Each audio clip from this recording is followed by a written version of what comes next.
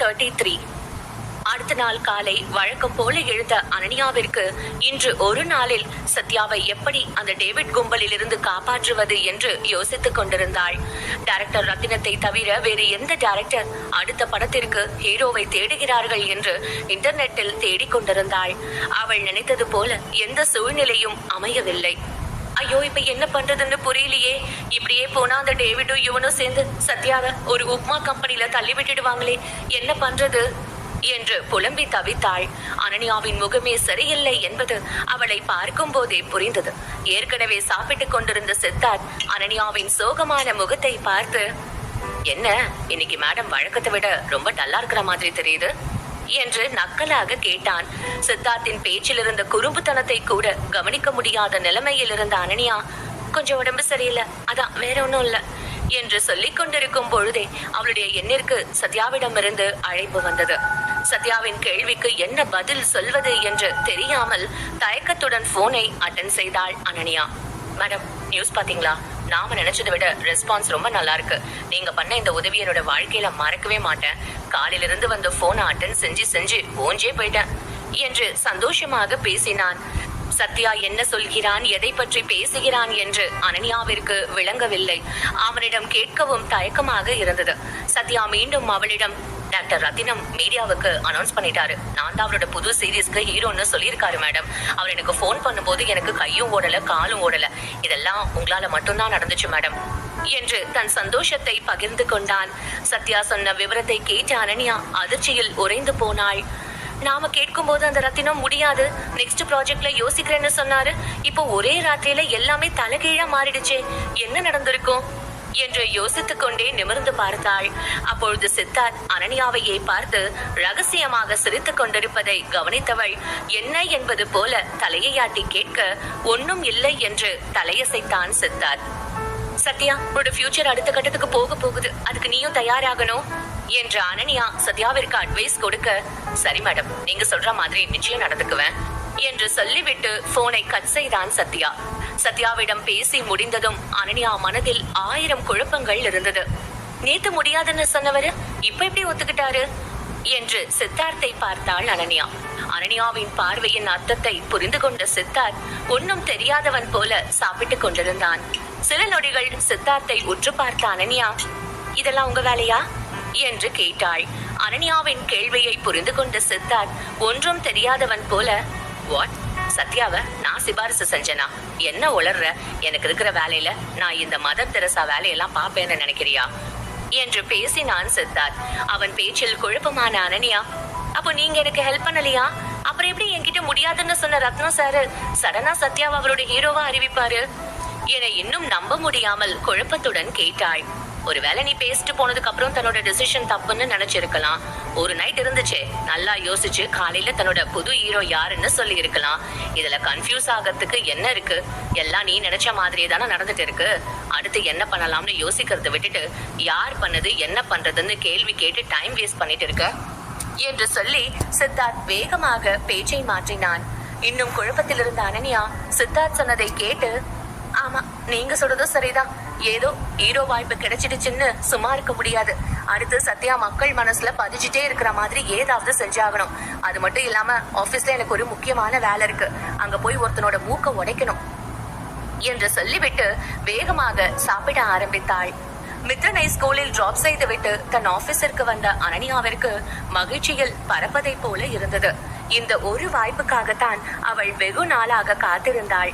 நேற்று வரை அது கிடைக்குமா கிடைக்காதா என்று தவிப்பில் இருந்தவளுக்கு இன்று கிடைத்த நற்செய்தி மிகுந்த சந்தோஷத்தை கொடுத்தது. அனன்யா நடந்து வரும் வழியில் யுவனும் டேவிடும் வந்து கொண்டிருக்க இதுதான் சரியான சந்தர்ப்பம் என்று நினைத்த அனன்யா, என்ன மிஸ்டர் யுவன், முகமெல்லாம் சிவந்து போன மாதிரி தெரியுது. நாம நினைச்ச மாதிரி எல்லாம் எதுவும் நடக்காதப்போ ரொம்ப வருத்தமா இருக்கும்ல என்று கேலி பேசினாள். டைரக்டர் ரத்தினத்தின் புது ஹீரோ அறிவிப்பை தெரிந்து கொண்ட யுவன் எதுவும் பேசாமல் அங்கிருந்து நகர பார்க்க, என்ன மிஸ்டர் டேவிட், நீங்களும் இவனும் எதுவும் பதில் சொல்லாம போனா எப்படி? ஓ, புரிஞ்சிடுச்சு. இதுக்கப்புறம் அந்த உப்மா கம்பெனிக்கு யாரா ஹீரோவா போடலாம்னு யோசிச்சிருக்கீங்களோ? பேசாம நீங்களே நடிங்களே, நல்ல பொருத்தமா இருக்கும். சரி, சத்யா வேற ஹீரோவாக போறான், எனக்கு நிறைய வேலை இருக்கு, உங்களோட பேசி டைம்லாம் வேஸ்ட் பண்ண முடியாது என்று சொல்லிவிட்டு அங்கிருந்து நகர்ந்தாள். மறுமுனையில் சித்தார்த் லேப்டாப்பில் தன் வேலையை பார்த்து கொண்டிருக்க அந்த நேரம் அங்கே வந்த செண்பகம், தம்பி, எதுக்கு அனன்யா கிட்ட நீங்க செஞ்சதை சொல்லல?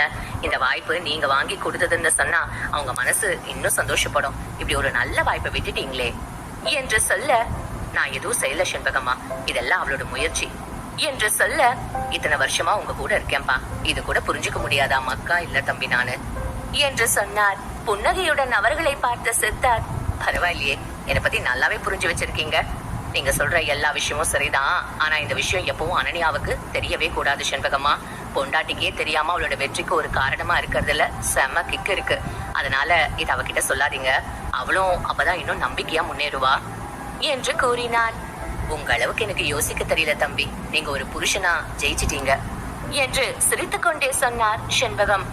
மறுமுனையில் யுவன் மற்றும் டேவிடை வைத்து செய்த அனன்யா தன் கேபினில் வந்து அமர்ந்தாள். அவளுக்கு என்னதான் சத்யாவிற்கு இந்த வாய்ப்பு கிடைத்ததில் ஒரு பக்கம் சந்தோஷம் இருந்தாலும் இந்த வாய்ப்பு யாரால் கிடைத்திருக்கும் என்ற சந்தேகமும் இருந்தது. சித்தார்த் ரத்னம் கிட்ட பேசலன்னு சொல்லிட்டாரு. அப்படி இருக்கும்போது வேற யாரும் சத்யாவுக்கு உதவி செஞ்சிருக்கணும். ஒருவேளை நாம நினைக்கிற மாதிரி இல்லாம சத்யாவோட போட்டோ வீடியோஸ் பார்த்து இம்ப்ரெஸ் ஆகி இந்த வாய்ப்பை கொடுத்திருப்பாரோ? இருக்கலாம். ஏன்னா சத்யாவுக்கு அவரோட சீரீஸ்ல நடிக்கிற எல்லா திறமையும் இருக்கு. நாம பேசிட்டு வந்ததுக்கு அப்புறம் ரத்தினம் யோசிச்சு இந்த முடிவை எடுத்திருக்கலாம். எப்படி இருந்தாலும் நான் நினைச்ச மாதிரியே சத்யா ஒரு நல்ல டைரக்டர் கிட்ட போய் சேர்ந்துட்டான். இனிமே அவரோட ஃபியூச்சரை பத்தி கவலைப்பட வேணாம். ஆனா இந்த இன்னும் மெருகேத்த வேற ஏதாவது ரீல்ஸ் பண்ணும். அப்பதான் மக்கள் மனசுல எப்பவும் சத்யா ஒரு ஹீரோவா இருப்பான் என்று தனக்குள் சொல்லிக் கொண்டவள் சத்யாவிடம் இதை பற்றி பேச வேண்டும் என்று முடிவு செய்தாள். அனன்யா சத்யாவிற்கு போன் செய்த அடுத்த நொடி சத்யா போனை அட்டென்ட் செய்து, சொல்லுங்க மேடம், ஏதாவது முக்கியமான விஷயமா என்று கேட்டான். சத்யா எதிலும் ஆர்வமாகவும் முனைப்போடவும் இருப்பதை கண்ட அனன்யா புன்னகைத்துக் கொண்டே, ஆமா சத்யா, முக்கியமான விஷயம்தான். என்னதான் நீ ரத்னம் சார் புது ரீல்ஸ்ல கமிட் ஆகி இருந்தாலும் மக்கள் எப்பவும் நம்மளை பத்தி பேசிட்டு இருக்கிற மாதிரி எப்பவும் ஏதாவது செஞ்சாகணும். இல்லனா அவங்க நம்மள ஈஸியா மறந்துட்டு போயிடுவாங்க என்றாள். என்ன பண்ணணும்னு சொல்லுங்க மேடம், நீங்க என்ன சொன்னாலும் செய்ய நான் ரெடியா தான் இருக்கேன் என்றான் சத்யா. வெரி குட் சத்யா, நாம எப்பவும் ஒரு இடத்துல செட்டில் ஆகிட்டோம் அப்படியே இருந்துடுவோம்னு யோசிக்க கூடாது. புது புது விஷயம் செஞ்சுக்கிட்டே இருக்கும் போதுதான் மக்களும் விரும்புவாங்க. அதனால நாம வேற ஏதாவது ஒரு கான்செப்ட்ல ஒரு ரீல்ஸ் மறுபடியும் பண்ணுவோம். அது நல்லா ரீச் கொடுக்கும் போது உன்னோட பேரும் ரீச் ஆகும் என்ற அனன்யா தன் அடுத்த கட்ட நடவடிக்கையை பற்றி சத்யாவிடம் விளக்கினாள். அனன்யா சொன்னதை கவனமாக கேட்டுக்கொண்டிருந்த சத்யா, ஓகே மேடம், நீங்க சொல்ற மாதிரியே அடுத்த ரீல்ஸ் பத்தி பேசி முடிவு பண்ணுவோம் என்று கூறினான். சரி, அப்போ இன்னைக்கு நான் அம்முவை பார்க்க ஹாஸ்பிட்டல் வரலாம்னு இருக்கேன். அவளை பார்த்துட்டு நாம் இதை பத்தி பேசி முடிவு பண்ணலாம் என்று சொல்லிவிட்டு போனை வைத்தவள் தன் வேலையை பார்க்க ஆரம்பித்தாள். மாலை 4 மணி அளவில் அம்முவை பார்க்க மருத்துவமனைக்கு வந்த அனன்யாவை பார்க்கிங் ஏரியாவிற்கே வந்து அழைத்து சென்றான் சத்யா. அவனை பார்த்ததும் புன்னகைத்த அனன்யா, வெல்கம் ஹீரோ சார். என்ன மாதிரி ஒரு சாதாரண ஒரு ஆளை நீங்களே வந்து வெல்கம் பண்றீங்களே, ரொம்ப சந்தோஷமா இருக்கு என்று அனன்யா கேலி செய்ய, அனன்யா சொன்னதை கேட்ட சத்யா, என்ன மேடம், நீங்களே கிண்டல் பண்ணா எப்படி? நீங்க இல்லாம இப்படி ஒரு வாய்ப்பு எனக்கு எப்படி கிடைச்சிருக்கும்? நான் எந்த நிலைமைக்கு போனாலும் எப்பவும் உங்களை மதிக்கிற சத்யாவா மட்டுமா தான் இருப்பேன் என்று மிகவும் உணர்ச்சி வசப்பட்டு பேசினான். இருவரும் பேசிக்கொண்டே அம்மு இருக்கும் வார்டுக்கு வந்தடைந்தனர். ஆபரேஷன் போவதற்கு முன்பு அனன்யாவை பார்த்த அம்மு மிகவும் சந்தோஷப்பட்டாள். இவ்வளவு நேரம் ஆபரேஷனை நினைத்து கவலையில் இருந்த அம்முவுக்கு அனன்யாவை பார்த்ததும் தான் நிம்மதியானது. அனன்யாக்கா, வந்துட்டீங்களா? பார்த்து எவ்வளவு நாள் ஆச்சு என்று உற்சாகமாக அனன்யாவை பார்த்து பேசினாள் அம்மு. என் அம்முவை பார்க்காம இருக்க முடியுமா சொல்லு? எப்பவும் சத்யா கிட்ட உன்னை பத்தி விசாரிச்சுட்டு தான் இருப்பேன். கொஞ்சம் வேலை இருந்ததாலதான் வந்து பார்க்க முடியாம போயிடுச்சு, சாரி என்று அனன்யா கவலையுடன் சொல்ல, அட எனக்கா, இதுக்கு போய் சாரி எல்லாம் கேட்டுட்டு நீங்க யாருக்காக பிஸியா இருந்தீங்கன்னு எனக்கு தெரியாதா என்ன? எப்பவும் எங்க அண்ணனை நினைச்சு ரொம்ப கவலைப்படுவேன். ஆனா நீங்க வந்ததுக்கு அப்புறம் எனக்கு அந்த கவலையே இல்லாம போயிடுச்சு. இப்போ அவர் ஒரு பெரிய டைரக்டர் எடுக்க போற சீரீஸ்ல ஹீரோவா நடிக்க போறாராமே, கேட்கவே ரொம்ப சந்தோஷமா இருக்குக்கா. இதுக்கெல்லாம் காரணம் நீங்க தான். அப்படி இருக்கும் போது நீங்க என்கிட்ட மன்னிப்பு கேட்கலாமா என்று கேட்டாள் அம்மு. சரி, அதை பத்தெல்லாம் விடு. இப்போ உன் உடம்பு எப்படி இருக்கு? ஆபரேஷனுக்கு ரெடி ஆயிடுச்சா என்று அனன்யா கேட்க, இது வரைக்கும் கொஞ்சம் பயமா தான் இருந்துச்சு. ஆனா உங்களை பார்த்ததுக்கு அப்புறம் புது தைரியம் வந்துடுச்சு. இனிமே தைரியமா ஆபரேஷன் பண்ணிப்பேன் என்று சந்தோஷமாக கூறினாள் அம்மு. இங்க பாரு அம்மு, யார் கூட இருந்தாலும் இல்லனாலும் நீ தைரியமா இருக்கணும். இந்த ஆபரேஷன் எல்லாம் ரொம்ப சாதாரண விஷயம். நீ தைரியமா இருந்தா எல்லாத்தையும் ஈஸியா கடந்து வந்துடலாம் என்று அம்முவுக்கு தைரியம் கொடுத்தாள் அனன்யா. அனன்யா சொன்னதை கேட்டதும் அம்மு, இல்லக்கா, நான் தைரியமா தான் இருக்கேன். எனக்காக நீங்க 2 பேரும் இருக்கும்போது நான் பயப்பட தேவையே இல்ல. சீக்கிரமாவே குணமாயிடுவேன் என்று சொன்னாள். நீ ரொம்ப ஸ்ட்ராங்கான பொண்ணுன்னு எனக்கு தெரியும் அம்மு. நீ ஆசைப்பட்ட எல்லாமே சீக்கிரம் நடக்க போகுது. அத பார்க்க தைரியமா ஆபரேஷன் முடிச்சிட்டு வா. வாழ்க்கையை இதுக்கப்புறம் ஜாலியா என்ஜாய் பண்ணலாம் என்று அம்முவுக்கு நம்பிக்கை தரும் வகையில் பேசினாள் அனன்யா. கொஞ்ச நேரத்தில் அம்முவை ஆபரேஷன் தியேட்டருக்கு அழைத்து சென்றார்கள். சத்யா அம்மு நல்லபடியாக வர வேண்டும் என்று வேண்டியபடியே இருக்க, அப்பொழுது அனன்யாவின் போன் அடித்தது. போனை அட்டென்ட் செய்து பேசிய அனன்யாவின் முகத்தில் அதிர்ச்சி தோன்றியது. எக்ஸ்கியூஸ் மீ என்று சொல்லிவிட்டு வார்டிலிருந்து வெளியே வந்தாள். மித்ரனின் ஸ்கூல் டீச்சர் தான் அனன்யாவிற்கு போன் செய்திருந்தார். அதை பார்த்தவள் ஓரமாக வந்து போனை அட்டென்ட் செய்து, என்ன விஷயம் டீச்சர், இந்த நேரத்துல போன் பண்ணிருக்கீங்க என்று விசாரிக்க, சாரி மேடம், மித்துவுக்கு அடிபட்டுடுச்சு, கொஞ்சம் சீக்கிரம் ஸ்கூலுக்கு வர முடியுமா என்று கூறினார் டீச்சர். அவர் சொன்னதை கேட்டதும் பதட்டமானாள் அனன்யா.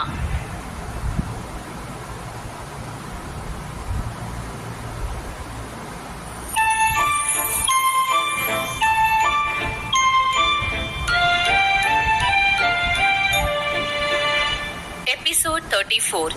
சித்தார்த்தின் கோபம்.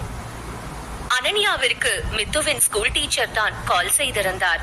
அதை பார்த்தவள் யாரும் இல்லாத அமைதியான இடத்திற்கு சென்று காலை அட்டென்ட் செய்து, ஹலோ டீச்சர், என்னாச்சு, ஏதாவது பிரச்சனையா என்று கேட்டாள். ஹலோ மேடம், மித்துவுக்கு அடிபட்டுடுச்சு, நீங்க சீக்கிரமா ஸ்கூலுக்கு வர முடியுமா என்று கேட்டார் டீச்சர். அவர் குரலில் பதட்டம் அப்பட்டமாக தெரிந்தது. டீச்சர், நீங்க என்ன சொல்றீங்க? இப்ப மித்து நல்லா தானே இருக்கா என்று கேட்டாள் அனன்யா.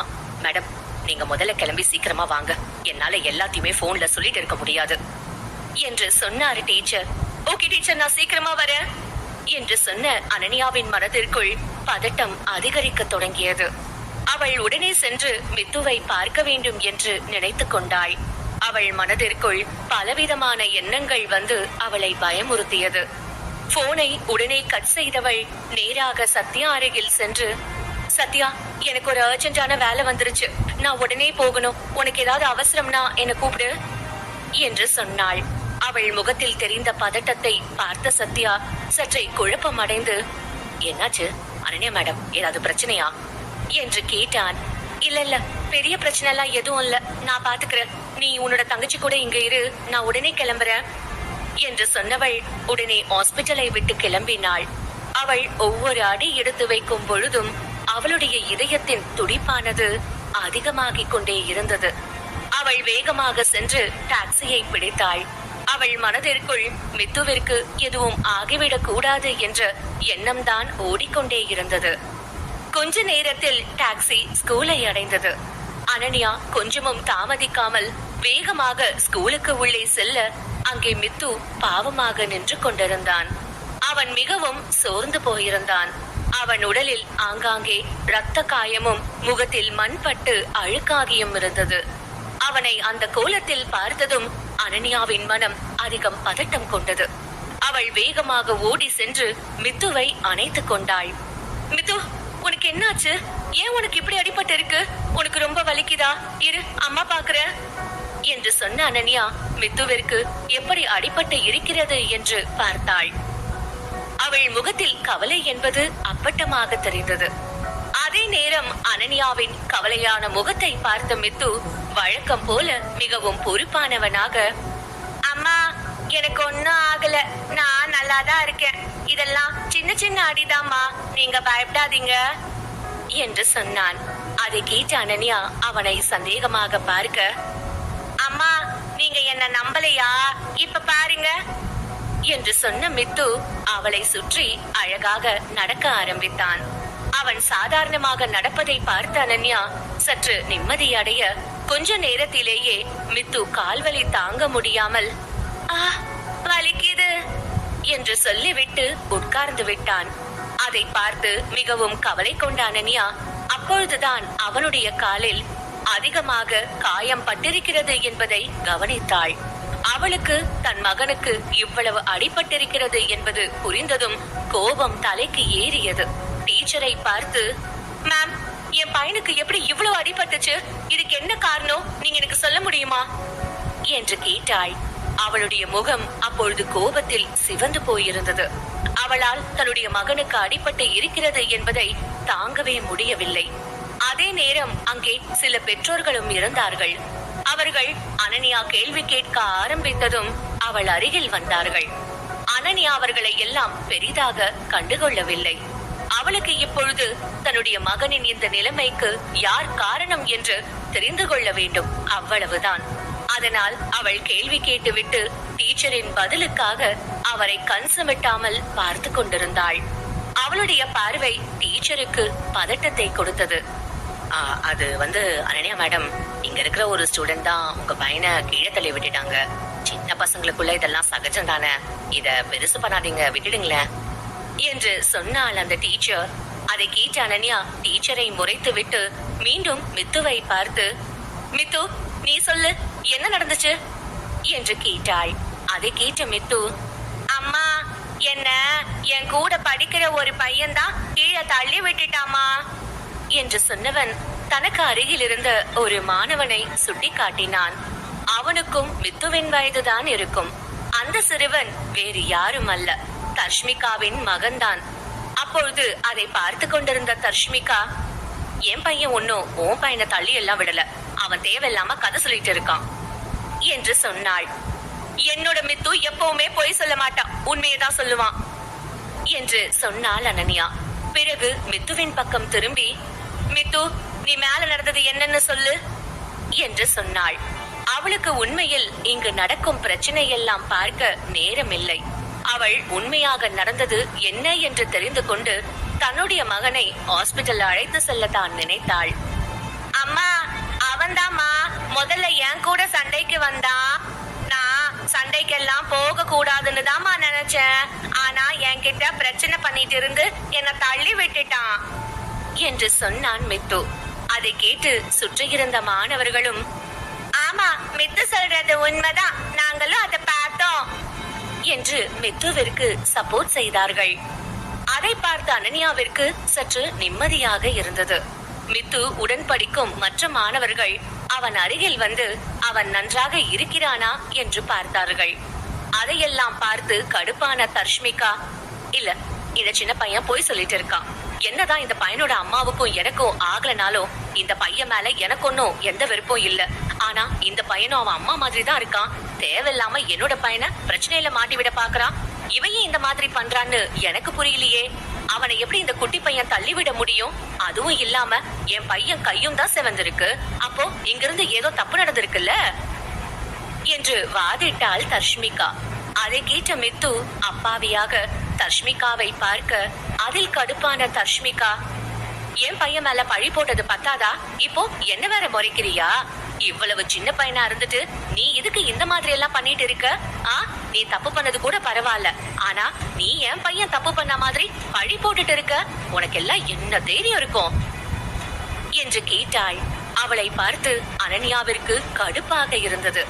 அதனால் அவள் மீது அதிகம் கவனத்தை செலுத்த விரும்பாதவள், என் பையன் எப்பவும் பொய் சொல்ல மாட்டான் என்று பொத்தாம் பொதுவாக சொல்லிவிட்டு டீச்சரை பார்த்து, டீச்சர், என் பையனுக்கு அடிபட்டிருக்கு, இதுக்கு நீங்க என்ன விளக்கம் தர போறீங்க என்று கேட்டாள்.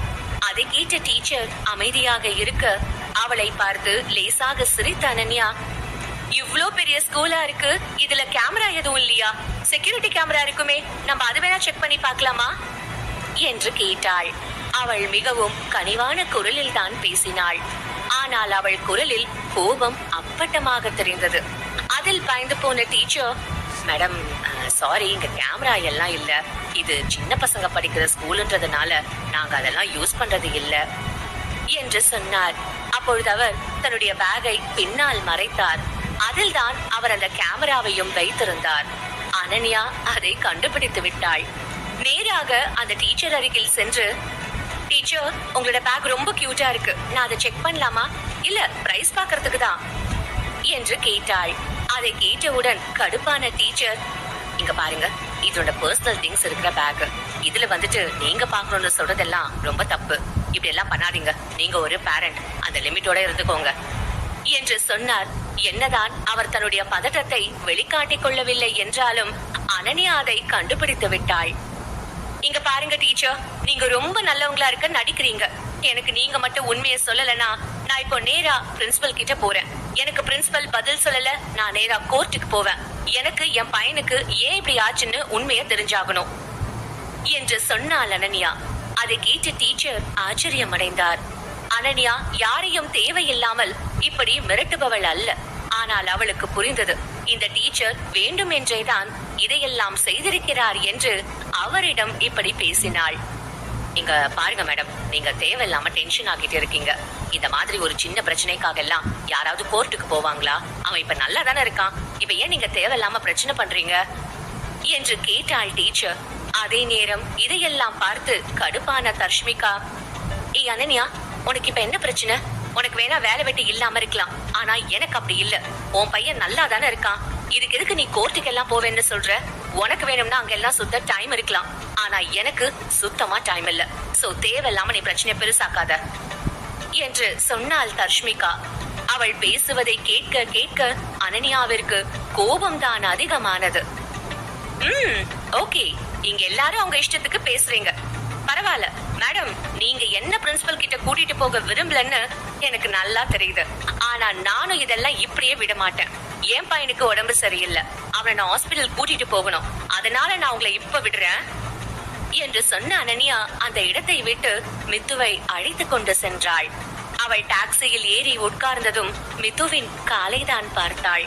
மித்துவிற்கு பாக்டீரியா இன்ஃபெக்ஷன் எதுவும் ஆகியிருக்க கூடாது என்று அவள் மனம் தவித்தது. அவளை பார்த்த மித்து, அம்மா நீங்க கவலைப்படாதீங்க, எனக்கு ஒன்னும் ஆகல என்று சொன்னான். அவனை அணைத்துக் கொண்ட அனன்யா, நீ ஏன் இந்த வயசுலயே இவ்ளோ பொறுப்பா இருக்க மித்து? எனக்கு நீ பையனா பிறந்ததாலதான் நீ இவ்ளோ கஷ்டப்படுறியா? நீ வேற இடத்துல இருந்தா ரொம்ப சந்தோஷமா இருந்திருப்பல்ல என்று சொன்னாள். அதை கேட்ட மித்து அவள் கன்னத்தை மெல்ல தொட்டவன், நான் இப்பவே ரொம்ப சந்தோஷமா தான் இருக்கேன் என்று சொன்னான். அதை கேட்ட அனன்யாவின் கண்கள் கலங்கியது.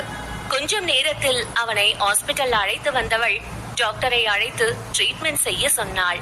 டாக்டர் அவன் காயத்திற்கு மருந்து போட்டுவிட்டு சென்றதும் அனன்யா மித்துவை பெட்டில் படுக்க வைத்தவள், ஐம் சாரி மித்து, அம்மா அடுத்த முறை உனக்கு இந்த மாதிரி எல்லாம் ஆக விட மாட்டேன், நான் உன்னை நல்லா பாத்துப்பேன் என்று சொன்னாள். அவள் மனதில் மித்துவிற்கு ஏன் இப்படியானது, இதற்கான பின்னணி என்ன என்பதை அறிந்தே ஆக வேண்டும் என்று தோன்றியது. அவள் அதை பற்றி யோசித்துக் கொண்டே இருக்க, அம்மா நீங்க எதை பத்தி யோசிச்சுட்டு இருக்கீங்க? எனக்கு ஒன்னும் ஆகலமா, நான் நல்லா தானே இருக்கேன் என்று சொன்னான் மித்து. அதை கேட்டவள் அவனை பார்த்து லேசாக சிரித்தபடி, இவன் எனக்கு பையனா கிடைக்க நான் தான் கொடுத்து வச்சிருக்கணும். இல்லனா இந்த சின்ன வயசுல யாருக்கு இவ்ளோ பொறுப்பு இருக்கும்? ஆனா இவனுக்கு ஒரு சந்தோஷமும் கிடைக்க மாட்டேங்குது. இவனுக்கு வேற அம்மா அப்பா கிடைச்சிருந்தா இவன் ரொம்ப சந்தோஷமா வளர்ந்திருப்பான் என்று நினைத்த அனன்யாவின் மனம் கனத்தது. அவள் மெல்ல கண்ணை மூடினாள். எப்பொழுது வேண்டும் என்றாலும் வருவேன் என அவள் கண்ணீர் இமைத்தாண்ட காத்து கொண்டே இருந்தது. அப்பொழுது மித்ரன், அம்மா நம்ம ஏன் இன்னும் ஹாஸ்பிட்டல்ல இருக்கோம்? வாங்க நம்ம வீட்டுக்கு போலாம். நான் வீட்டுக்கு போய் ரெஸ்ட் எடுக்கிறேன். நீங்க எனக்கு காயத்துல ஊதி விடுங்க, எனக்கு எல்லாம் சரியாயிடும் என்று சொன்னான் மித்ரன். அதை கேட்ட அனன்யா, உனக்கு அதுதான் விருப்பம்னா நான் பண்றேன், வா நம்ம இப்பவே கிளம்பலாம் என்று சொன்னாள். அவள் மித்துவை அழைத்துக் கொண்டு கிளம்பலாம் என்று வரும் பொழுது சரியாக சித்தார்த் மற்றும் செண்பகம் அங்கே வந்து சேர்ந்தார்கள். அவர்களை பார்த்ததும் சற்று குழப்பம் அடைந்தாள் அனன்யா. செண்பகம் வேகமாக மித்து அருகில் வந்தவர், மித்துக்குட்டி உனக்கு எப்படிப்பா இப்படி அடிபட்டுச்சு? உனக்கு இப்ப ரொம்ப வலிக்குதா என்று கேட்டார். அவர் குரலிலேயே மித்துவிற்கு இப்படி ஆகிவிட்டதே என்ற வருத்தம் இருந்தது. அது ஏற்கனவே கவலையில் இருந்த அனன்யாவை இன்னும் கவலையாக்கியது. அதே நேரம் அமைதியாக இருந்த சித்தார்த் மித்துவின் அருகில் முட்டி போட்டு உட்கார்ந்தவன், என் மித்து ரொம்ப ஸ்ட்ராங் தான், உனக்கு இதெல்லாம் வலிக்கல என்று கேட்டான். அதை கேட்ட மித்துவும், ஆமாப்பா எனக்கு வலிக்கவே இல்ல, நான் ரொம்ப ஸ்ட்ராங்கா இருக்கேன் என்று சொன்னான். அவனை பார்த்து லேசாக சிரித்தான் சித்தார்த். அந்த சிரிப்பை பார்த்த அனன்யாவிற்கு சித்தார்த் மிகவும் புதிதாக தெரிந்தான். இவன் உண்மையில் மித்துவிற்கு அப்பாவாக இருந்திருந்தால் நன்றாக இருந்திருக்கும் என்று யோசித்தாள்.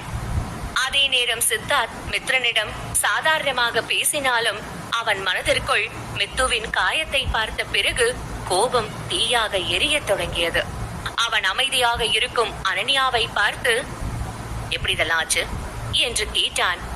அனன்யா எப்பொழுதும் மற்றவர்களை மாட்டிவிட விரும்ப மாட்டாள். ஆனால் இன்று தன்னுடைய மகனுக்கு இப்படி ஆன பிறகு அவள் அமைதியாக இருக்க விரும்பவில்லை. அவள் சித்தார்த்திடம், அது வசதியான ஒரு குடும்பத்து பையன்தான் மித்துவ கீழே தள்ளி விட்டுருக்கான். நான் பிரின்சிபல் கிட்ட இத பத்தி பேச நினைச்சேன். ஆனா அங்க இருந்த டீச்சர் என்னை விடவே இல்ல. என்ன மாதிரி சாதாரண ஒரு அம்மாக்காக ஒரு பணக்காரியை எதிர்க்கிற அளவுக்கு அவங்களுக்கு தைரியம் இல்ல போல. என்னால புரிஞ்சுக்க முடியுது என்று சொன்னாள் அனன்யா. அதை கேட்ட செண்பகம், யார் வீட்டு பிள்ளை மேல யார் கை வைக்கிறது, இதெல்லாம் இப்படியே விடக்கூடாது தம்பி என்று சொன்னார்.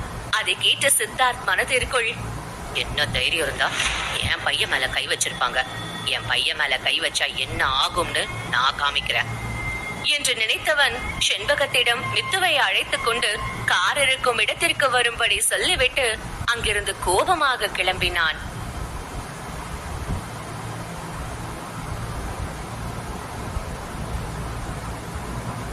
கிளம்பி சென்றான். சிறிது நேரம் வெளியே சென்றவன் பிறகு தன்னுடைய ஸ்டடி ரூம் வந்து ஸ்கூலில் நடந்த சம்பவத்தை சிசிடிவியில் பார்க்க சொல்லி தன்னுடைய அசிஸ்டண்டை பார்க்க அனுப்பி வைத்தான். அதே நேரம் அனன்யா அமைதியாக உறங்கிக் கொண்டிருக்கும் மித்ரனை பார்த்தாள். அவள் மனதிற்குள் ஒரே ஒரு எண்ணம் தான் ஓடிக்கொண்டே இருந்தது. என்ன இருந்தாலும் இவ என் பையன் ஆனதால தானே இவ்ளோ கஷ்டப்படுறான். நீ பொறுப்பான குழந்தையா இருந்தும் என்னாலதான்டா நீ கஷ்டப்படுற. எனக்கு மட்டும் அந்த தஷ்மிகா கூட பிரச்சனை இல்லாம இருந்திருந்தா நீ இவ்ளோ கஷ்டப்பட்டிருக்க மாட்டல்ல என்று முகத்தை மூடி அழுதாள் அனன்யா. என்னதான் அனன்யா இப்பொழுது தைரியமான பெண்ணாக வலம் வந்தாலும் அவள் மனதிற்குள் இன்னும் சிறு சிறு விஷயத்திற்கு கூட பயம் கொள்ளும் பழைய அனன்யா இருக்கத்தான் செய்கிறாள். இன்று மித்துவின் நிலையை பார்த்த பிறகு அவளால் அந்த அப்பாவி அனன்யாவை தன்னிடம் இருந்து மறைக்க முடியவில்லை. அவள் நன்றாக அழ ஆரம்பித்தாள். அதே நேரம் சித்தார்த் அந்த பக்கம் வந்தவன் சத்தமில்லாமல் அழுகின்ற அனன்யாவை பார்த்தான். அவனிடம் எப்பொழுதும் வாய் துடுக்காக பேசும் பெண் இன்று இப்படி அழுவதை பார்க்கும் பொழுது அவனுக்கு மிகவும் கஷ்டமாக இருந்தது. அதனால் அவளுக்கு ஆறுதல் சொல்லலாம் என்று நினைத்தவன் அந்த அறைக்குள் செல்ல நினைத்தான். ஆனால் அவன் அப்படி செல்வதற்கு முன்பாகவே அவன் மனம், இல்ல என்ன இருந்தாலும் அனன்யா தன்னை மத்தவங்க முன்னாடி ஸ்ட்ராங்கா காட்டிக்கணும்னு நினைக்கிற பொண்ணு. அவகிட்ட இப்ப போய் நான் பேசினா நிச்சயம் அவ சந்தோஷப்பட மாட்டா. சோ நம்ம பேசாம போறதுதான் சரி என்று நினைத்த சித்தார்த் அங்கிருந்து அமைதியாக சென்றான். சித்தார்த்திற்கு தெரியவில்லை, அவனையே அறியாமல் அவன் அனன்யா மீது அக்கறை கொள்ள ஆரம்பித்து விட்டான் என்று. அதே நேரம் அனன்யா சித்தார்த் வந்ததை கூட அறியாதவள் கொஞ்சம் நேரம் மித்ரன் அருகில் இருந்து விட்டு பிறகு அந்த அறையை விட்டு வெளியே செல்ல போனாள். என்னவோ அவளுக்கு மித்ரனை விட்டு செல்ல மனமே இல்லை. கொஞ்ச நேரம் அமைதியாக அங்கேயே நின்று மித்ரனை பார்த்தவள், மித்து, உனக்கு இந்த அளவுக்கு யார் கஷ்டப்படுத்தினான்னு நான் தெரிஞ்சுக்கதான் போறேன். இனி உனக்கு எதுவும் ஆக உன் அம்மா விட மாட்டேன்டா என்று மனதிற்குள் நினைத்து கொண்டாள். அதே நேரம் சித்தார்த் தன்னுடைய ரூமுக்கு வந்தவன் குளித்துவிட்டு அசிஸ்டன்டிற்கு கால் செய்தான். உடனே போனை எடுத்தான் அசிஸ்டன்ட். நான் விசாரிக்க சொன்ன விஷயம் என்னாச்சு என்று கேட்டான் சித்தார்த். பாஸ், நான் அந்த ஃபுட்டேஜ் எல்லாம் கரெக்ட் பண்ணி உங்களுக்கு அனுப்பிட்டேன், நீங்க அதை செக் பண்ணி பாருங்க என்று சொன்னான் அசிஸ்டன்ட். சரி, ஓகே என்று சொன்ன சித்தார்த் போனை கட் செய்தான்.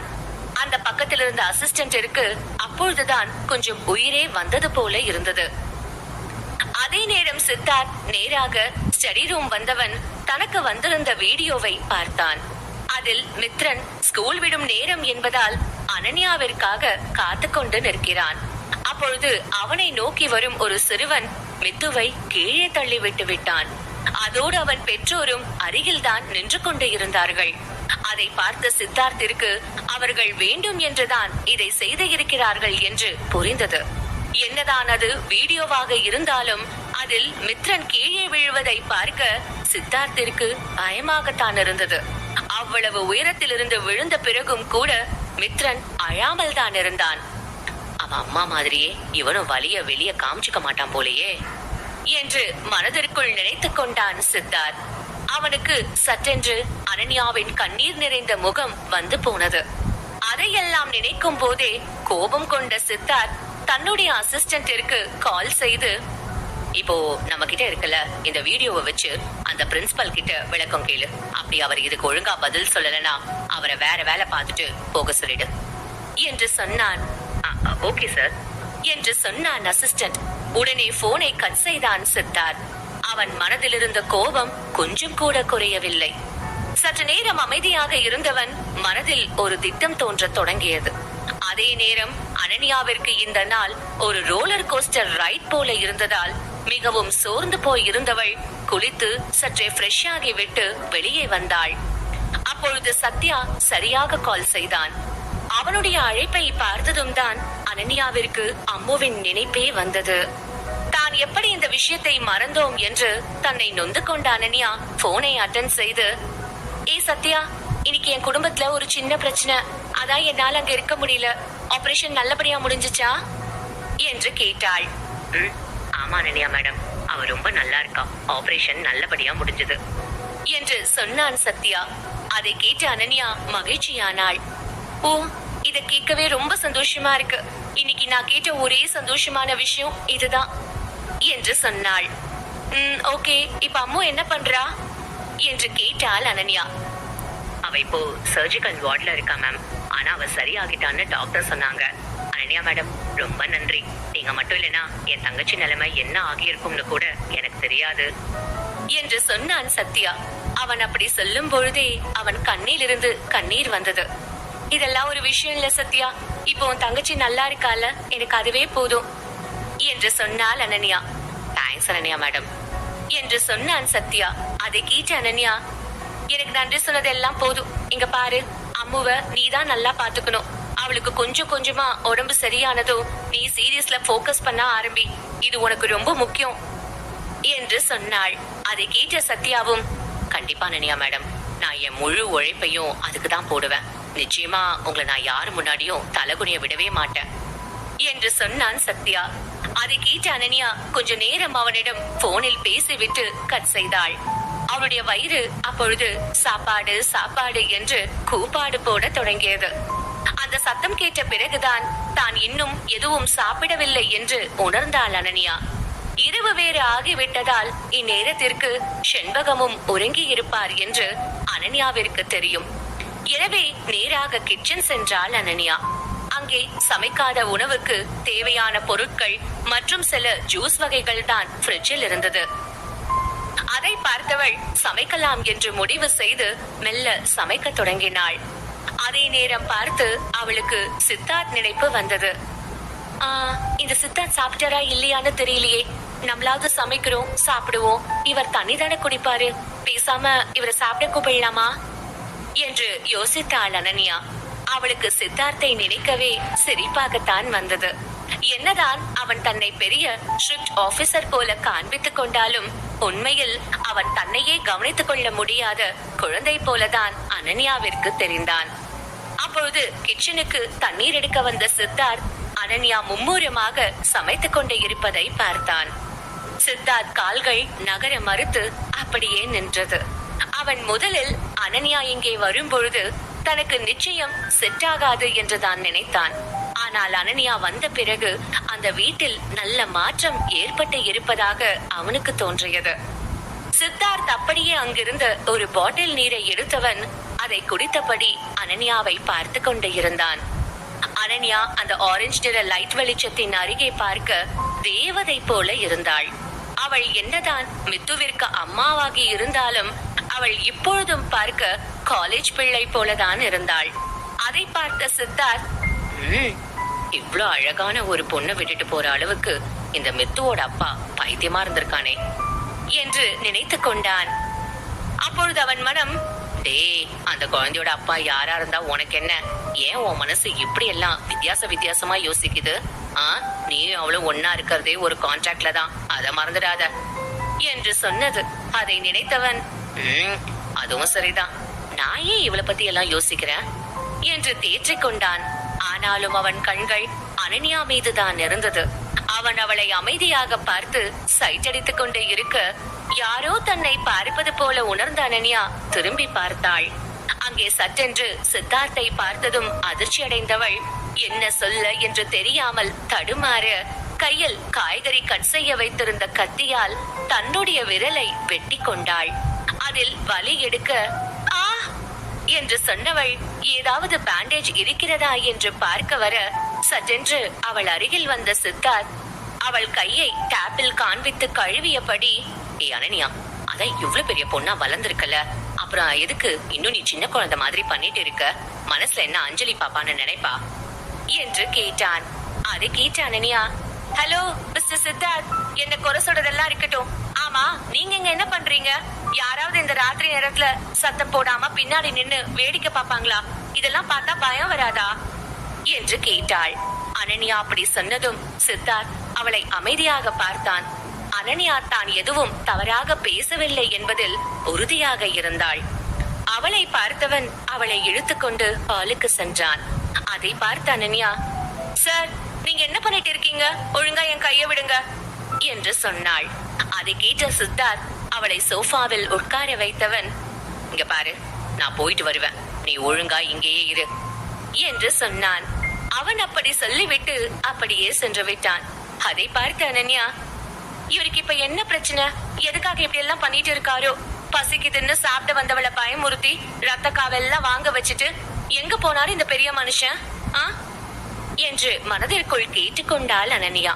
அப்பொழுது சரியாக சித்தார்த் அங்கே வந்தான். அவனை பார்த்த அனன்யா அமைதியாக சித்தார்த் ஃபர்ஸ்ட் எய்ட் கிட் கொண்டு வந்தவன் அவளுக்கு மருந்து போட ஆரம்பித்தான். இவ்வளவு நேரம் அவனை திட்டிக் கொண்டு இருந்த அனன்யா இப்பொழுது அவன் செயலில் மொத்தமாக அமைதியானாள். சித்தார்த் இது போல மென்மையாக நடந்து கொள்ளும் பொழுதெல்லாம் மிகவும் அழகாக தெரிகிறான் அனன்யாவின் கண்களுக்கு. சத்யா அழகாக இருப்பான், ஆனால் அவன் அழகு கியூட் எனும் ரகத்தில் தான் சேரும். ஆனால் சித்தார்த் அப்படி அல்ல, அவன் அழகு ஹாட் ரகத்தில் சேரும். அவனை கடந்து செல்பவர்கள் யாராக இருந்தாலும் அட்லீஸ்ட் ஒரு முறையாவது திரும்பி பார்க்கும் அளவுக்கு மிகவும் ஹாட்டானவன் தான் சித்தார்த். இப்பொழுது அனன்யா அவனை அப்பட்டமாக சைட்டடித்துக் கொண்டிருந்தாள். அதில் அவள் தெரியாமல் காயம்பட்ட இடத்தில் கை வைக்க அதிலிருந்து ரத்தம் கசிய தொடங்கியது. அதை பார்த்த சித்தார்த், உனக்கு உன் கையை வச்சுட்டு சும்மாவே இருக்க முடியாதா என்று கேட்டவன் அவள் கையில் மீண்டும் மருந்து போட்டு விட்டான். சித்தார்த் அனன்யாவிற்கு மருந்து போடும் போதே அனன்யா 2-3 முறை தும்பினாள். அதில் சித்தார்த் கடுப்பானாலும் எதுவும் சொல்லாமல் இருந்தான். அதே நேரம் வெளியே சலசலப்பு சத்தம் கேட்டு ரூமை விட்டு ஹாலுக்கு வந்த செண்பகம் சித்தார்த் மற்றும் அனன்யா ஒன்றாக இருக்கும் காட்சியை பார்த்து ஆச்சரியம் கொண்டார். சித்தார்த், ஆனால் எனக்கு ரொம்ப வலிக்குது தெரியுமா? நீங்க இப்படி பண்ணுவீங்கன்னு நான் நினைக்கவே இல்லை என்று சொன்னாள் அனன்யா. நான் சாதாரணமா தான் இருந்தேன், நீதான் இப்படி பண்ணிட்ட, ஆனா பழி மட்டும் என் மேல போடுற என்று சொன்னான் சித்தார்த். சரி சரி, அது முடிஞ்சிருச்சு, இனியாவது பொறுமையா பண்ணுங்க, இதுவும் வலிக்க போகுது என்று சொன்னாள் அனன்யா.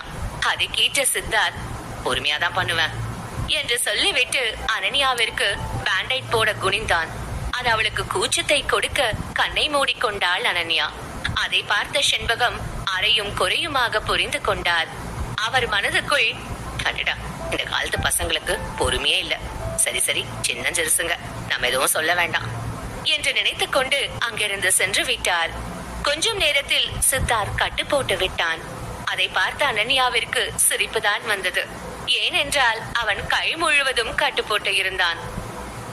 இது ஒரு சின்ன காயம்தான், சும்மா விட்டிருந்தா நான் சமைச்சு சாப்பிட்டு போய் தூங்கியே இருப்பேன். இவர் வேற அக்கறையா அதெல்லாம் பண்ணியிருக்காரு, இப்ப நான் இவர்கிட்ட என்ன சொல்றது என்று நினைத்துக் கொண்டாள் அனன்யா. அவள் ஏதோ ஆழ்ந்த சிந்தனையில் இருப்பதை பார்த்த சித்தார்த், என்ன பலமா யோசிச்சிருக்க என்று கேட்டான்.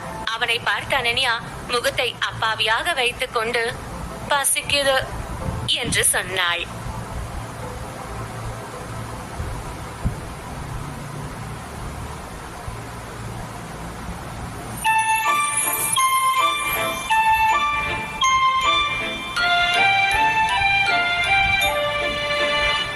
Episode 36.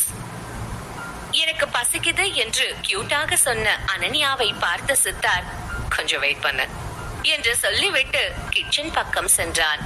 அதை பார்த்து ஆச்சரியமடைந்தாள் அனன்யா.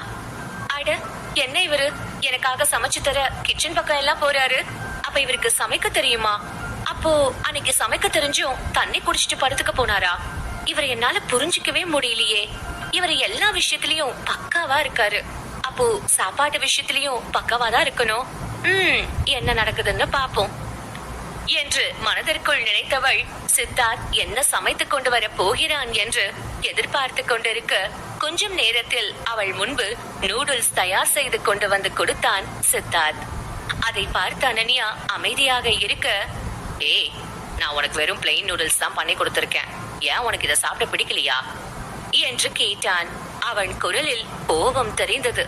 அதை கவனித்த அனன்யா அந்த நூடுல்ஸை எடுத்து சாப்பிட ஆரம்பித்தவள், எனக்கு பிடிக்கும் பிடிக்காதெல்லாம் இல்ல, நீங்க எனக்காக சமைச்சிருக்கீங்களே, அதான் நான் லைட்டா ஷாக் ஆயிட்டேன் என்று சொன்னாள் அனன்யா.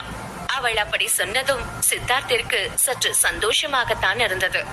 ஆனாலும் அதை வெளிக்காட்டாமல் இன்னும் கோபமாக இருப்பது போல நடித்து கொண்டு இருந்தான் சித்தார்த். அவன் கோபத்தை பார்த்த அனன்யா, ஆஹா, மனுஷன் ரொம்ப டென்ஷனா இருக்கிற மாதிரி இருக்கே, நமக்கு எதுக்கு வம்பு, பேசாம சாப்பிடுவோம் என்று நினைத்தவள் அமைதியாக சாப்பிட தொடங்கினாள். சாப்பிட தொடங்கிய கொஞ்ச நேரத்தில் அவள் மனம், இந்த நூடுல்ஸ் எல்லாம் ரொம்ப டேஸ்டா இருக்கு. இவரை மாதிரி ஒரு ஆள் எனக்காக கிச்சன் போய் சமைக்கணும்னு எந்த அவசியமும் இல்ல. ஆனா இவர் எனக்காக இத பண்ணியிருக்காரு. இவரை உண்மையாவே என்னால புரிஞ்சுக்கவே முடியல. ஒருவேளை இவர் முதல்ல சமைச்சு கொடுக்கிற பொண்ணு நான் தானா என்று மனதிற்குள் பல கேள்விகள் கேட்ட அனன்யா சித்தார்த்திடம் அதை கேட்கலாம் என்று நினைத்து தைரியமாக அவனை பார்க்க, அவனோ இன்னும் அதே முறைப்பில் தான் இருந்தான். அதை பார்த்தவள், இல்ல, தேவையில்லாம எதுக்கு நம்மளே வாய் கொடுத்து வாங்கி கட்டிக்கணும் என்று நினைத்தவள் தொடர்ந்து சாப்பிட்டாள். அடுத்த நாள் காலை அழகாக விடிந்தது. அனன்யாதான் மித்ரனை தயார் செய்து கொண்டு இருந்தாள். அவள் நேற்று நடந்த பிரச்சனைக்கு இன்று பிரின்சிபலை பார்த்து பேசி ஒரு முடிவுக்கு வர வேண்டும் என்று நினைத்தாள். அவள் இதற்கு முன்பு எல்லாம் மற்ற வேலையில் பிஸியாக இருக்கும் பொழுது மித்ரன் தான் அவனே கிளம்பிக் கொள்வான். அதையெல்லாம் நினைக்கும் பொழுது அனன்யாவிற்கு இப்பொழுது கஷ்டமாக இருந்தது. அவள் அதை பற்றி யோசித்தவள் தன்னைத்தானே நொந்து கொண்டு, மித்து, அம்மா இனிமே எப்பவும் உன்னை ரெடி பண்ணி விடுறேன், சரி இப்ப ஸ்கூலுக்கு போவோமா என்று கேட்டாள். அதை கேட்ட மித்து சரி என்று சொல்ல அவனை அழைத்துக் கொண்டு அனன்யா டாக்ஸி பிடிக்க செல்ல சித்தார்த் கார் அவர்கள் முன்பு வந்து நின்றது. அதை பார்த்த அனன்யா அதிர்ச்சி அடைந்தாள். சித்தார்த் எப்போதும் இந்த நேரத்திற்கு எல்லாம் ஆபீஸ் சென்று இருப்பான். இன்றுதான் அவன் இவ்வளவு நேரமாகியும் செல்லாமல் இருக்கிறான். அனன்யா அதை பற்றி அவனிடம் கேட்க போக அவள் பேசுவதற்கு முன்பாகவே சித்தார்த் அவளையும் மித்துவையும் காரில் ஏற சொன்னான். அவன் சொன்னதை கேட்ட அனன்யா ரியாக்ட் செய்வதற்குள் சட்டென்று காருக்குள் சென்ற மித்ரன் சித்தார்த் மடியில் அமர்ந்து கொண்டு, ஐயா, அப்பா, இன்னைக்கு நீங்க என்ன கொண்டு விட வரீங்களா? எனக்கு நினைக்கவே ரொம்ப சந்தோஷமா இருக்குப்பா என்று சொன்னான். அதை கேட்ட சித்தார்த் அவனை பார்த்து சிரித்தவன் அவனை அணைத்துக் கொண்டான்.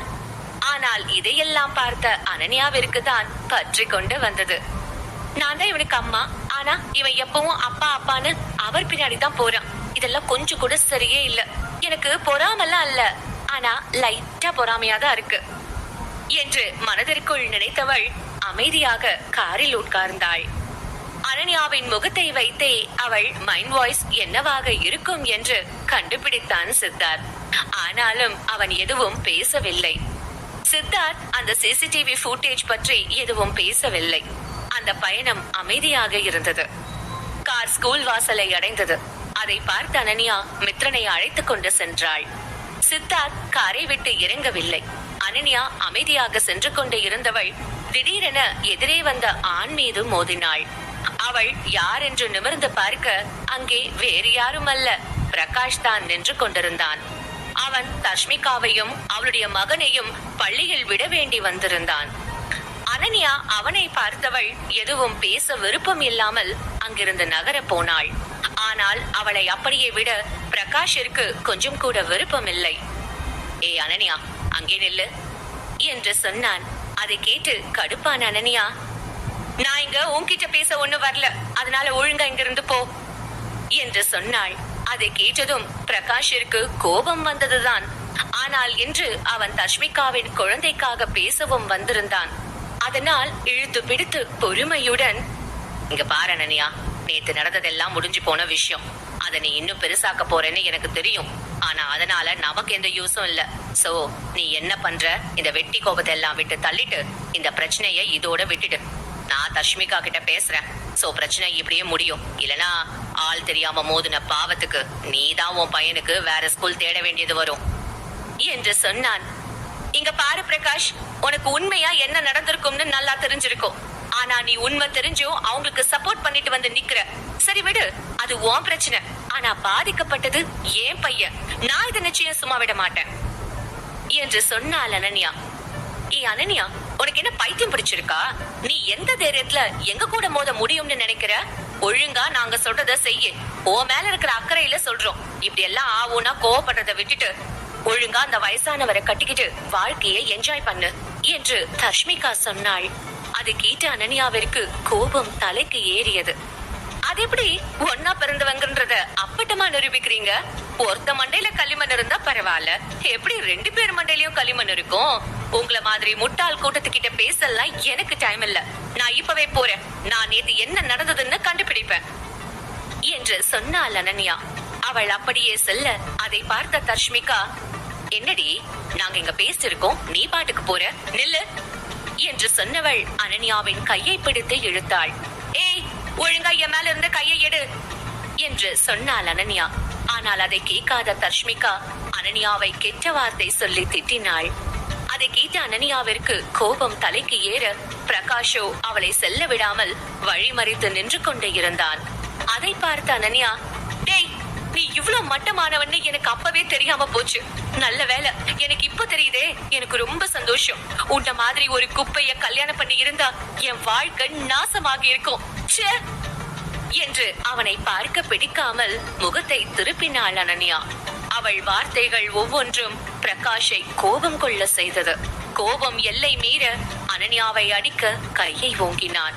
அப்பொழுது மட்டும் அங்கே யாரும் இல்லை என்றால் இந்நேரம் அனன்யா அவனிடமிருந்து அறை வாங்கி இருப்பாள். ஆனால் சிலர் அந்த பக்கம் சென்றபடி இருந்ததால் அவர்கள் பெரிய சீன் கிரியேட் செய்ய விரும்பவில்லை. அதே நேரம் பிரச்சனை ஒரு முடிவுக்கு வராது என்று உணர்ந்த தஷ்மிகா யாருக்கோ அழைத்தாள். அதே நேரம் சித்தார்த் இதையெல்லாம் பார்த்து கொண்டு இருந்தவன் கோபத்தை கட்டுப்படுத்தியபடி தன்னுடைய அசிஸ்டன்டிற்கு கால் செய்து, ஸ்கூல்ல பிரச்சனை நடக்குது, அத உடனே வந்து பிரின்சிபல் சரி பண்ணணும், இல்லனா அவரோட சீட்டை நான் கிழிச்சிடுவேன் என்று சொன்னான் சித்தார்த். அதை கேட்ட அசிஸ்டன்ட் சரி என்று சொல்லிவிட்டு பிரின்சிபலுக்கு கால் செய்து பேசினான். அவர் பேசிய கொஞ்ச நேரத்தில் அங்கே வந்து சேர்ந்தார் பிரின்சிபல். அவர் வருவதை பார்த்த தஷ்மிகா தன்னுடைய சகோதரனுக்கு சிக்னல் கொடுத்தாள். அதை பார்த்த பிரகாஷ் உஷாரானான். அதே நேரம் முகத்தை அப்பாவியாக வைத்துக் கொண்ட தஷ்மிகா, பிரின்சிபல் சார், இந்த அனன்யா ரொம்ப கெட்டவ. அவளும் அவளோட பையனும் எனக்கும் என் குழந்தைக்கும் நிறைய தொந்தரவு தராங்க. இந்த மாதிரி ஒரு பொண்ணால நமக்கு எப்பவோ பிரச்சனை தான். சோ இவளோட பையனை இந்த ஸ்கூலை விட்டு அனுப்பிடுங்க, அதுதான் எல்லாருக்கும் நல்லது என்று சொன்னாள். தஷ்மிகா மிகவும் அருமையாக நடித்தாள். அங்கே வந்திருந்த பேரண்ட்ஸ் எல்லாம் தஷ்மிகாவை உண்மை என்று நம்பி அனன்யாவை பார்த்து முறைத்தார்கள். அதை பார்த்த அனன்யா மித்ரனை தன்னோடு சேர்த்து அணைத்துக் கொண்டாள். அவள் இன்று யாரும் மித்துவை தவறாக பேசிவிடக் கூடாது என்பதில் மிகவும் உறுதியாக இருந்தாள். அதே நேரம் தஷ்மிகாவின் நடிப்பை பார்த்த பிரின்சிபல் மிகவும் கடுப்பில் இருந்திருந்தார். இதுவே வேறு நேரம் என்றால் அவர் நாராயணன் குடும்பத்தை எதிர்த்து எதுவும் செய்திருக்க மாட்டார். ஆனால் இப்பொழுது அனன்யாவின் பின்னால் இருப்பவரோ பிரின்சிபல் தன்னுடைய கனவிலும் எதிர்க்க முடியாத ஆள். எனவே தஷ்மிகாவை முறைத்த பிரின்சிபால், இங்க பாருங்க தஷ்மிகா, உண்மை என்னன்னு சம்பந்தப்பட்ட எல்லாருக்கும் தெரியும். நீங்க சொல்றதால இங்க எதுவும் உண்மை ஆகிடாது. சோ அதிகம் பேச வேண்டாம். அன்னைக்கு என்ன நடந்துச்சுன்னு பாக்க என்கிட்ட வீடியோ இருக்கு, அதை நான் காட்டுறேன். அதை பார்த்துட்டு நீங்களே ஒரு முடிவுக்கு வாங்க என்று சொன்னார் பிரின்சிபல். அதை கேட்ட தஷ்மிகா அவரிடம் எதையும் காட்ட வேண்டாம் என்று சொல்லி கண்ணை காட்டினார். ஆனால் அவரோ அதையெல்லாம் கண்டுகொள்ளாமல் தன்னுடைய ஐபேடில் இருந்த வீடியோவை அனைவருக்கும் தெரியும்படி காட்டினார். சுற்றி இருந்த சில பெற்றோர்களும் உடனே அங்கே வந்தார்கள். மித்ரனுக்கு அடிபட்ட அன்று நடந்தது அங்கே வீடியோவாக ஓடிக்கொண்டிருந்தது. அதை பார்த்த பெற்றோர்கள் எல்லாம் தர்ஷ்மிகாவை சுட்டிக்காட்டி தங்களுக்குள் பேசிக்கொள்ள, அதை பார்த்த தர்ஷ்மிகாவிற்கோ அவமானத்தில் முகம் வெளுத்து போனது. அதே நேரம் அனன்யா மீது அவளுக்கு கொலைவெறி உண்டானது. அதே நேரம் அந்த வீடியோவை பார்த்த அனன்யாவிற்கோ தன்னுடைய மகன் இந்த அளவுக்கு கஷ்டப்பட்டிருக்கிறானே என்று மிகவும் கவலையாக இருந்தது. அதை பார்த்தவள், பிரின்சிபல் சார், உங்க கையில ஆதாரம் இருக்கு. என் பையன் தான் பாவம், ரொம்ப கஷ்டப்பட்டிருக்கான். அப்போ இங்க படிக்க வர குழந்தைங்களுக்கு இதுதான் நீங்க கொடுக்கிற பாதுகாப்பா? எனக்கு இப்போ நீங்க விளக்கம் கொடுத்தே ஆகணும் என்று சொன்னாள் அனன்யா. அவள் மிகவும் தெளிவான குரலில் கேட்டாள். அதில் ஆணவமோ தலைக்கணமோ எதுவும் இல்லை. அதை பார்த்த பிரின்சிபல், அனன்யா மேடம், நீங்க கேக்குறது நியாயம்தான். எங்க ஸ்கூல்ல நடக்கிற விஷயத்துக்கு நாங்க தான் பொறுப்பு. சோ இதுக்கு நான் ஒரு வழி சொல்றேன் என்று சொன்னவர் தர்ஷ்மிகா பக்கம் திரும்பி, தர்ஷ்மிகா மேடம், உங்க பையன் வேணும்னே அனன்யா மேடமோட பையனை தள்ளி விட்டுருக்கான். இந்த மாதிரி டிசிப்ளின் இல்லாத பையன் எங்க ஸ்கூலுக்கு தேவையில்லை. சோ நீங்க உங்க பையனை கூட்டிட்டு கிளம்பலாம் என்று சொன்னார். அதை கேட்ட தர்ஷ்மிகா அதிர்ச்சி அடைந்தாள். அவளுக்கு தன்னுடைய மகனால் இந்த பள்ளியில் படிக்க முடியாமல் போய்விடுமோ என்ற அச்சம் தோன்றியது. அதே நேரம் அவளுக்கு அனன்யாவை நினைத்து கோபம் வந்தது. இங்க பாருங்க பிரின்சிபல் சார், நீங்க யார் குடும்பத்தை பகைக்கிறீங்கன்னு தெரியுமா உங்களுக்கு? இந்த மாதிரி பண்ணா அதோட விளைவுகள் என்னவா இருக்கும்னு உங்களுக்கு தெரியாதா என்று கேட்டாள். அதே நேரம் நடப்பதை எல்லாம் பார்த்து கொண்டு இருந்த பிரகாஷ், பிரின்சிபல் சார், நீங்க தேவையே இல்லாம எங்க வீட்டு பையனை ஸ்கூலை விட்டு எடுக்கிறீங்க. எனக்கு தெரியும் இவளோட பையன் தான் தப்பு பண்ணியிருப்பான். அவசியம் இல்லாம எங்க பையனை வெளியே தள்ளி நீங்களே உங்க தலையில மனவாரி போட்டுக்காதீங்க என்று சொன்னான். அவன் அப்படி பேசுவதை எல்லாம் கேட்ட அனன்யா மனதிற்குள், இந்த மாதிரி ஒரு கூறு கேட்ட குக்கூர நான் எப்படி லவ் பண்ண என்று யோசித்துக் கொண்டாள். அதே நேரம் அங்கிருந்த பெற்றோர்கள் எல்லாம் பிரின்சிபல் என்ன சொல்ல போகிறார் என்று அறிய ஆவலாக இருந்தார்கள். ஒரு சாதாரண பெண்ணிற்காக அவர் மிகப்பெரிய பணக்கார குடும்பத்தை எதிர்பாரா என்பது அவர்கள் கேள்வியாக இருந்தது. இங்க பாருங்க தர்ஷ்மிகா அண்ட் பிரகாஷ், நான் உங்களுக்கு முன்னாடி தான் அந்த வீடியோவை காமிச்சேன். என் கண்ணு முன்னாடியே ஒரு ஆதாரம் இருக்கும் போது அதை கண்டிப்பா என்னால அதை பிரேக் பண்ண முடியாது என்று சொன்னார் பிரின்சிபல். அதை கேட்ட தர்ஷ்மிகா அதிர்ச்சியாக அங்கிருந்த பெற்றோர்கள் எல்லாம் அனன்யாவிற்கு ஆதரவாக பேசினார்கள். அங்கிருக்கும் பலருக்கும் தர்ஷ்மிகாவை பிடிக்காது என்பதால் இதையே சாக்காக வைத்து அவளை ஸ்கூலை விட்டு செல்லும்படி சொன்னார்கள். எங்க பசங்க இந்த மாதிரி கெட்ட பசங்க கூட படிச்சா அவங்களுக்கும் கெட்ட பழக்கம் வரும். சோ இந்த பையனை கூட்டிட்டு போங்க என்று சொன்னார்கள். அதை கேட்ட தர்ஷ்மிகா அதிர்ச்சியானாள். அருகில் இருந்த அவளுடைய மகனும் இதையெல்லாம் பார்த்து அதிர்ச்சி அடைந்தான். என்னதான் அவன் தவறு செய்தாலும் அவன் சிறுவன்தானே. இவ்வளவு வெறுப்பை அவனால் ஏற்றுக்கொள்ள முடியவில்லை. அவன் அழ ஆரம்பித்தான். உடனே தர்ஷ்மிகா அவனை சமாதானம் செய்தாள். அவனை அப்படி பார்க்க அனன்யாவிற்கும் கஷ்டமாகத்தான் இருந்தது. ஆனாலும் என்ன செய்ய, அவளுக்கும் வேறு வழி தெரியவில்லை. தர்ஷ்மிகா தன்னுடைய மகனை சமாதானம் செய்ய அவளை பார்த்த அனன்யா, இதுக்குதான் தர்ஷ்மிகா நம்ம எப்பவும் நம்ம பிள்ளைங்களை ஒழுங்கா வளர்க்கணும். உன் சுயநலத்துக்காக ஒரு விஷயம் பண்ண போய் உன் பையன் அதுல மாட்டினான் பாத்தியா, அதனால இனிமே நீ உஷாரா இரு என்று சொன்னாள் அனன்யா. அதை கேட்ட தர்ஷ்மிகா, பிரகாஷ் நீ வா போலாம், இவ வந்தாலே நம்ம வாழ்க்கையில பிரச்சனை தான் என்று சொல்லிவிட்டு தன்னுடைய மகனுடன் சென்றாள். அதை பார்த்த பிரகாஷ் அனன்யா அருகில் வந்தவன், இன்னைக்கு நீ எங்களை அவமானப்படுத்தினதா நினைச்சு சந்தோஷப்பட்டுக்கோ, ஆனா நான் உன்னை நிச்சயம் இதுக்காக பழி வாங்குவேன் என்று சொல்லிவிட்டு அங்கிருந்து சென்றான். அதை கேட்ட அனன்யா அவன் சொன்னதை ஒரு பொருட்டாக கூட எடுக்கவில்லை என்பது போல நின்று கொண்டு இருந்தாள்.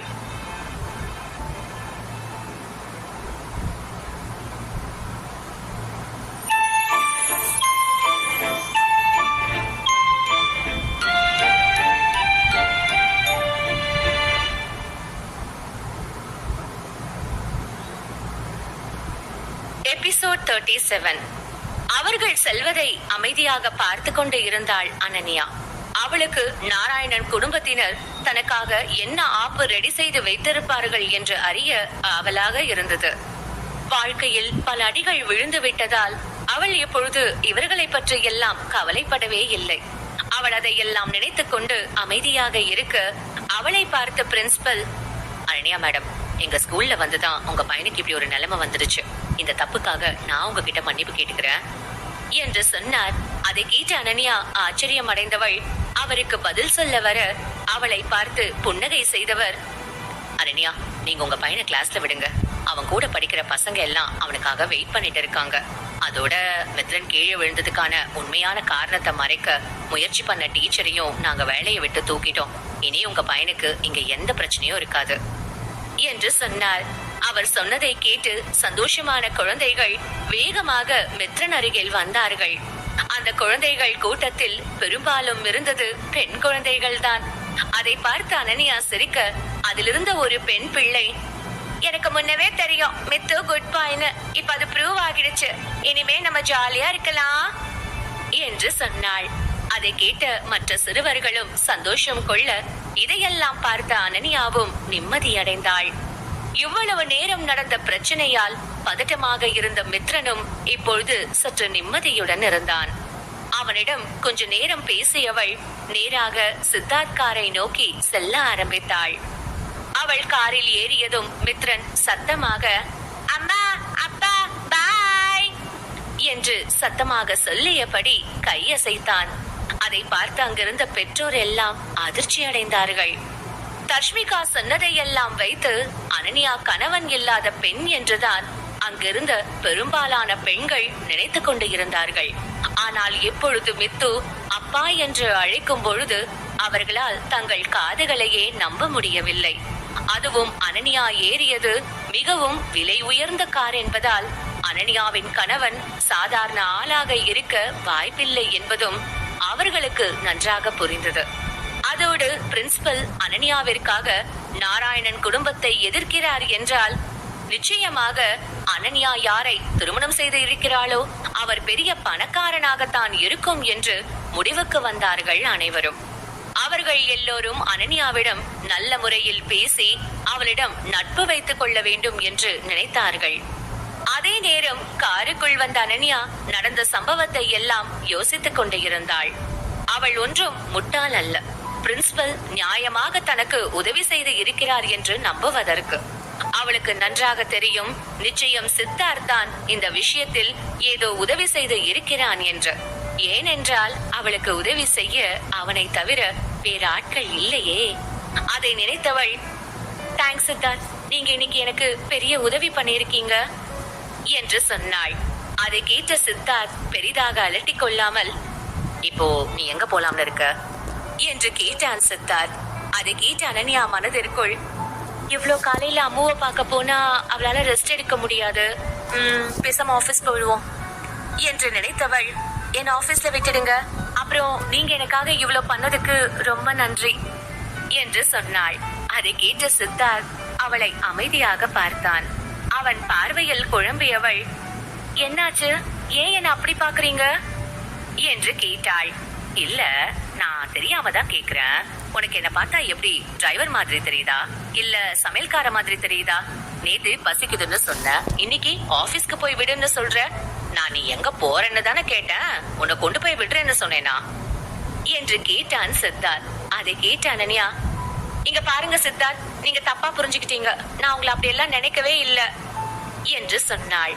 அதை கேட்ட சித்தார்த், நீ நினைச்சாலும் நான் அப்படியெல்லாம் இல்ல என்று சொன்ன சித்தார்த் கார் சீட்டில் சாய்ந்து கண்ணை மூடிக்கொண்டான். அவனை பார்த்த அனன்யா, ச்சே, இவர் கூட வந்த நேரம் சும்மாவே இருந்திருக்கலாம். எனக்கே கடுப்பா வருது. இவருக்கு என்ன பார்த்தா எப்படி தெரியுதுன்னு தான் தெரியல. சரியான இடியட்டா இருக்காரு என்று மனதிற்குள் நினைத்துக் கொண்டாள். அதே நேரம் சித்தார்த் காரை ஸ்டார்ட் செய்யும்படி சிக்னல் கொடுத்தான். கார் அனன்யாவின் கம்பெனியில் வந்து நின்றது. அனன்யா சித்தார்த்திற்கு நன்றி சொன்னால் தானே பிரச்சனை வரும் என்று நினைத்துக் கொண்டு எதுவும் சொல்லாமல் அமைதியாக அங்கிருந்து சென்றாள். அவள் ட்ரைனிங் ரூமை தாண்டி செல்லும் பொழுது அவளை ஆச்சரியப்படுத்தும் வகையில் சத்யா அங்கே பிராக்டிஸ் செய்து கொண்டிருந்தான். சத்யாவிற்கு இப்பொழுது சீரிஸில் நடிக்க வாய்ப்பு கிடைத்து விட்டது. அவன் தங்கைக்கு இப்பொழுதுதான் ஆபரேஷன் முடிந்துள்ளது. இந்த நிலைமையில் அவன் ஏன் இங்கே வந்தான் என்று தெரியாமல் குழம்பிய அனன்யா அவனிடமே பேசலாம் என்று முடிவு செய்து ட்ரைனிங் ரூம் உள்ளே சென்றாள். அவளை பார்த்ததும் சந்தோஷமாக வரவேற்றான் சத்யா. அவனை பார்த்த அனன்யா, ஏய் சத்யா, நீ எதுக்கு இங்க வந்த? உன் தங்கச்சி பாவம், அவ தனியா இருப்பால, நீ அவ கூட இருக்க வேண்டாமா என்று கேட்டாள். அவளின் உண்மையான கவலையை நினைத்து மகிழ்ந்த சத்யா, அனன்யா மேடம், நீங்க டென்ஷன் ஆகாதீங்க. நான் ஒரு நர்ஸ என் தங்கச்சிய பாத்துக்கிறதுக்காக செட் பண்ணிட்டேன். சோ அவங்க அவளை பாத்துப்பாங்க. இந்த சீரியஸ் நமக்கு ரொம்ப முக்கியம். சோ இதுல எந்த சொதப்பலும் நடக்க நான் விட மாட்டேன் என்று சொன்னான். அதை கேட்ட அனன்யா சத்யாவை நினைத்து பெருமைப்பட்டாள். ஆனாலும் அவள் அவனை அதிகம் பிரஷர் செய்ய விரும்பவில்லை. இங்க பாரு சத்யா, இந்த வேலை நமக்கு முக்கியம்தான். ஆனா குடும்பத்தை விட எதுவுமே முக்கியம் இல்ல. சோ நீ அத பத்தி எல்லாம் அதிகம் கவலைப்படாத. எல்லாம் நல்லபடியா நடக்கும். உன் தங்கச்சிய நீ நல்லா பாத்துக்கோ என்று சொன்னாள். அதை கேட்ட சத்யா சரி என்று தலையசைத்தான். வேலை பார்க்கும் இடத்தில் தன்னுடைய உணர்வுக்கும் மதிப்பு கொடுக்கும் அனன்யா அவன் கண்ணுக்கு தேவதை போல தெரிந்தாள். அனன்யா அவனிடம் பேசிவிட்டு தன்னுடைய கேபினுக்கு சென்றாள். அவளுடைய வேலை சுலபமா கடினமா என்பது எல்லாம் புரியாத விஷயம்தான். அவள் செய்த முயற்சிக்கு எடுத்த எடுப்பிலேயே நல்ல பலன் கிடைத்ததால் அனன்யாவிற்கு பிரச்சனை இல்லை. ஆனால் அவள் எடுத்த முயற்சிக்கு பலனில்லாமல் போயிருந்தால் அவள் தன்னுடைய திறமையை நிரூபிக்கவே கஷ்டப்பட்டிருப்பாள். அனன்யாவின் பாதை தெளிவாக இருந்தாலும் அவள் ஓய்வு கொள்ள விரும்பவில்லை. அவள் எதையும் சமாளிக்க நினைத்தாள். எனவே அவள் சோசியல் மீடியா சென்று சத்யாவின் ரசிகர்கள் என்ன மனநிலையில் இருக்கிறார்கள் என்று பார்க்க நினைத்தாள். சத்யாவின் ரசிகர்கள் சிலர் இன்னும் சத்யா வெப் சீரிஸில் கன்ஃபார்ம் ஆகி விட்டான் என்பதை அறியாமல் பேசிக்கொண்டு இருந்தார்கள்.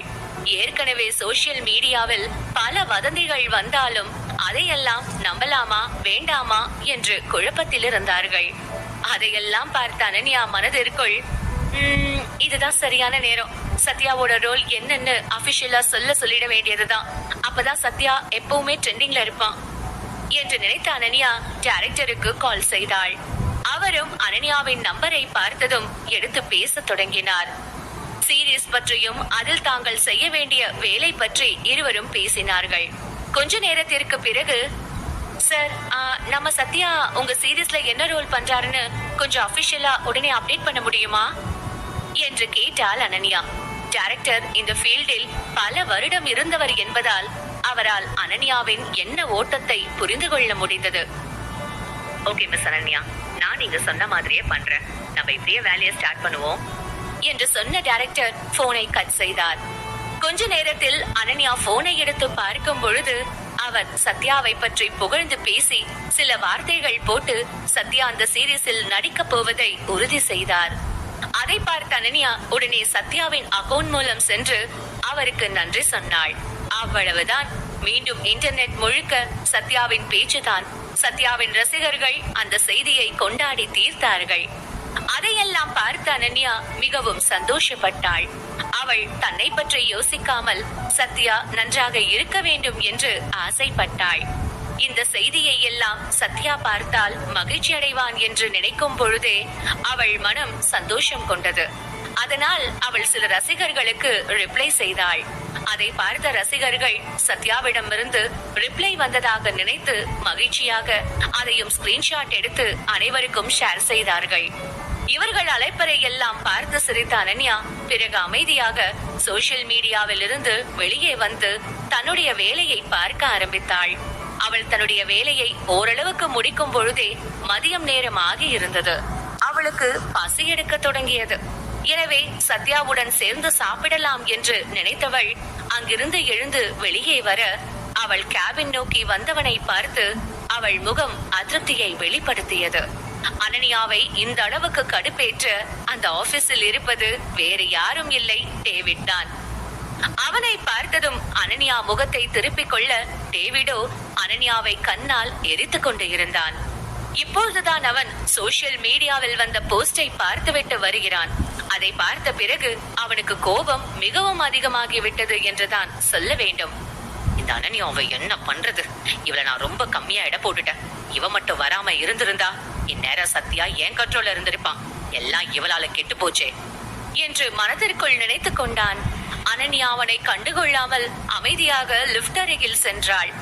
ஆனால் டேவிட் அவளை விடுவதாக இல்லை. நேராக அவள் பின் சென்றவன், என்ன மிஸ் அனன்யா, வர வர நீங்க ரொம்ப வித்தியாசமா தெரியுறீங்க. உங்க நட கூட ரொம்ப டிஃபரெண்டா இருக்கு.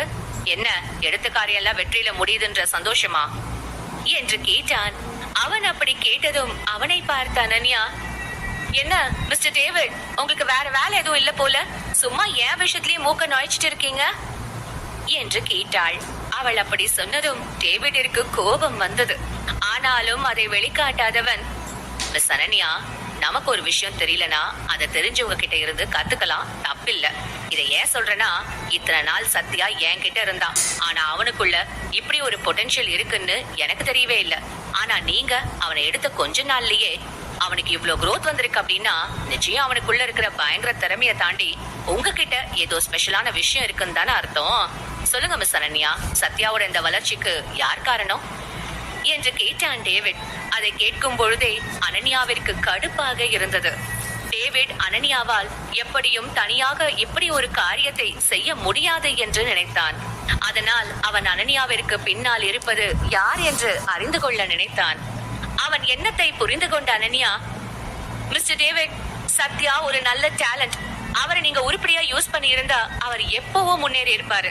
ஆனா நீங்க தான் அதுக்கு விடலையே. என் வேலையை நான் எப்படி சரியா செய்யறேன்னு கேட்டீங்கல்ல, ஒரு சிம்பிள் ட்ரிக் தான். கொடுத்த காசுக்கு உழைச்சி ஈடு கட்டணும்னு நினைக்கிறேன், அவ்வளவுதான்.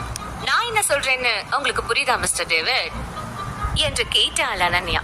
அவள் அப்படி கேட்டதும் டேவிட் கோபத்தில் அவளை ஏதாவது செய்யலாம் என்றுதான் நினைத்தான்.